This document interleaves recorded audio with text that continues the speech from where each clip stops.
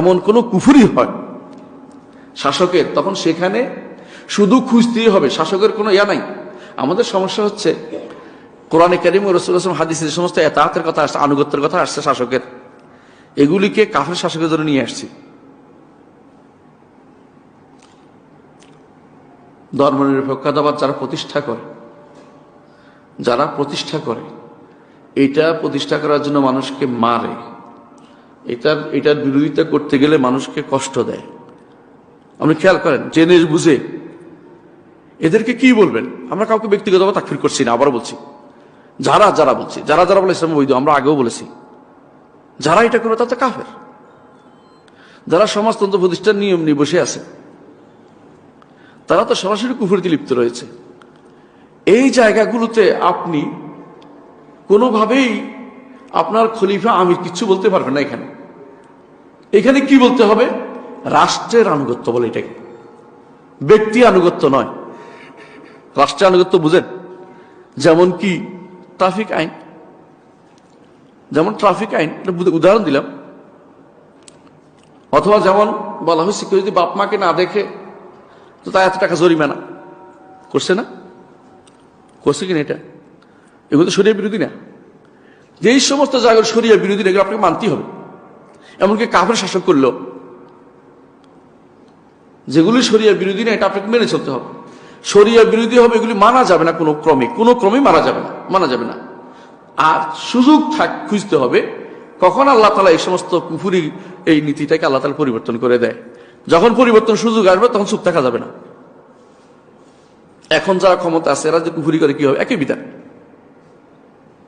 বিধান। আপনার অবশ্যই ঘৃণা থাকতে হবে এটার প্রতি। আনুগত্য কোনটার করবেন? যেটা আমাদের শরীয়তে অনুমোদিত, এটা আনুগত্য করবেন। টাকা মেনে নিবেন যে টাকা দিয়ে আমি চলতে হবে, এটা কেওয়ামুল হায়াত। টাকাতে কেন ছবি লাগাইছে এই জন্য টাকাই নিব না, পড়াই ফেলবো, এটা করেন না।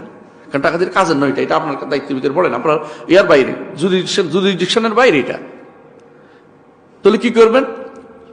যদি কেউ বলে যে আমি ক্ষমতায় গেলে টাকার এই ছবি থেকে তোমাকে মুক্তি দিব, তাহলে বলবো যে হ্যাঁ তোমাকে আমি সাপোর্ট করবো, এটা করেছে, এইটা বলতে চাচ্ছি আমি। এইখানে আলেমরা দুই মত হয়েছে, আবু হানিফা এবং মালিক রাহিমাহুল্লাহ, এমনকি ইমাম শাফির একটা মত আছে এখানে, যে এই অবস্থা যদি ক্ষমতা থাকে পরিবর্তন করা ওয়াজিব হয়ে যায়। ইমাম আহমদ ইবনে হাম্বল বলছেন ফিতনার সমূহ সম্ভাবনা যেখানে সেখানে কাজ করা যাবে না, তিনি এটা বলেছেন। এবং এটার উপরেই একটা গোষ্ঠী চলেছে এখন, এবং এটাকেই একমাত্র উসুল মনে করা হচ্ছে। কিন্তু দ্বিতীয় মতটাকে ভুলে গেছে।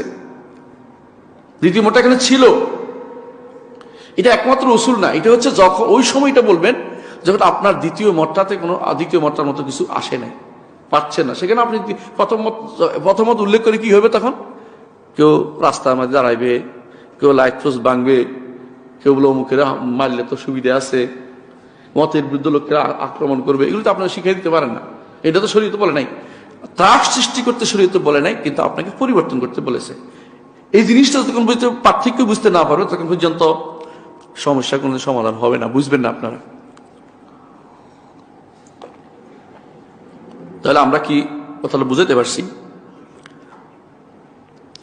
ইসলাম অবশ্যই দ্বীন ও দৌলত।